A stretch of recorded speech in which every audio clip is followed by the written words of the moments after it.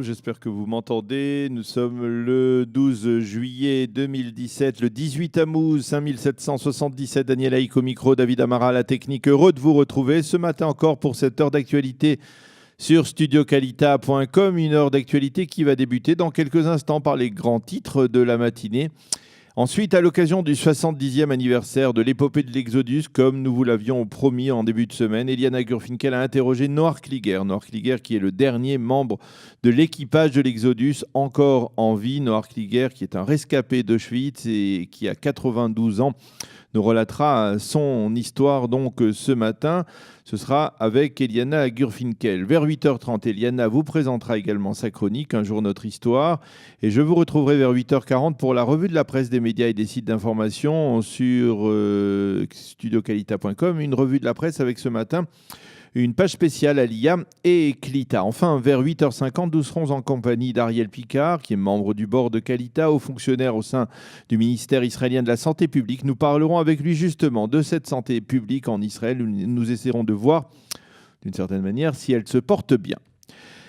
Les grands titres, donc, comme promis, tout d'abord sur studiocalita.com. Ce matin, l'affaire des sous-marins se développe, on peut dire presque d'heure en heure, puisque l'on a appris ce matin que l'une des personnalités interrogées hier par les enquêteurs de la police n'est autre que David Shimron, le très proche conseiller et avocat privé de Binyamin Netanyahou. Shimron, dont le rôle paraît problématique dans cette affaire des sous-marins allemands, puisqu'il représentait les intérêts de ThyssenKrupp, le consortium allemand qui a vendu les sous-marins à Israël, tandis que de l'autre côté, on l'a dit, il est très proche de Binyamin Netanyahou.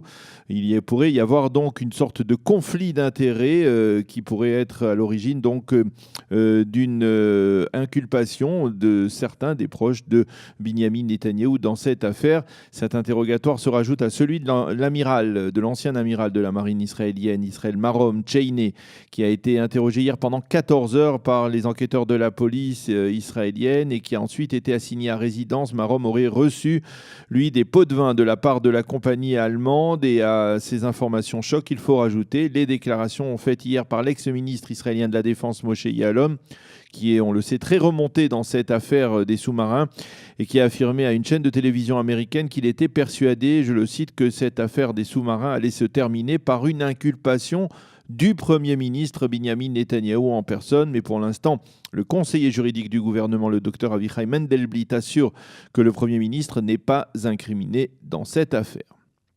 L'élection d'Avi Gabay à la présidence du Parti travailliste. Hier, Avi Gabay a donné une première conférence de presse dans laquelle il a affirmé qu'il était là pour permettre au parti d'atteindre les 30 mandats. Et d'ailleurs, les sondages rendus publics hier par les chaînes de télévision israéliennes, nous allons les développer tout à l'heure dans la revue de la presse, lui donnent un bon espoir puisqu'il confirme une nette progression du Parti travailliste sous la présidence de Gabay, et ce, au détriment de Yesh Atid, de Kulanou et du Likoud. De manière un peu plus partielle, nous détaillerons les résultats de ces sondages donc dans quelques minutes à 8h40 dans le cadre de la revue de la presse israélienne. Jason Greenblatt est en Israël. Il doit rencontrer aujourd'hui à Jérusalem le Premier ministre Binyamin Netanyahou et à Ramallah le président de l'autorité palestinienne Mahmoud Abbas. L'objectif de ce nouveau round de contact est de trouver les moyens de relancer ce processus de paix. Le Israël Hayom se fait l'écho du vif mécontentement des Palestiniens de voir l'ambassadeur des États-Unis en Israël, David Friedman, impliqué dans les tractations en vue de relancer le processus de paix. Les Palestiniens considèrent en effet que David Friedman ne leur est pas du tout favorable. Il faut rappeler que Friedman est considéré comme un homme très proche de la droite nationaliste israélienne et en particulier de la localité de Bethel en Samarie, puisqu'il a été le président des Amis de la Yeshiva de Bethel pendant de longues années. Mais à Washington, on rejette ces accusations et l'on affirme qu'il est très important que les négociateurs soient les personnalités les plus proches du président Trump, et ce afin de faire en sorte que ce fameux deal dont on parle et qui est tant attendu ait une chance de se concrétiser. Et puis, une confirmation ce matin, Meir Habib, le député des Français de l'étranger de la 8e circonscription, a confirmé que 3 jours avant son voyage à Paris pour commémorer le 75e anniversaire de la Ralph du Veldiv, Binyamin Netanyahou a réussi à obtenir une garantie du ministre israélien des Transports, Israël Katz, selon laquelle les Olim de France n'auront plus besoin de repasser leur permis de conduire en arrivant en Israël. Meir Habib rappelle dans son post sur Facebook Facebook. Il s'agit là d'une réponse à une demande insistante qu'il avait faite au cours des derniers mois et la concrétisation d'une promesse faite plus récemment par Binyamin Netanyahou. Voilà une information qui devrait ravir les Olim de France qui étaient particulièrement préoccupés, on le sait, au cours des 2 dernières années par cette obligation de repasser le permis de conduire en arrivant en Israël. Et puis la météo, toujours très chaud et sec à l'intérieur du territoire israélien, plus humide le long du littoral israélien. Il fera aujourd'hui 33 degrés à Jérusalem, 31 à Tel Aviv et 41 degrés à Eilat. Voilà donc pour les titres de cette matinée.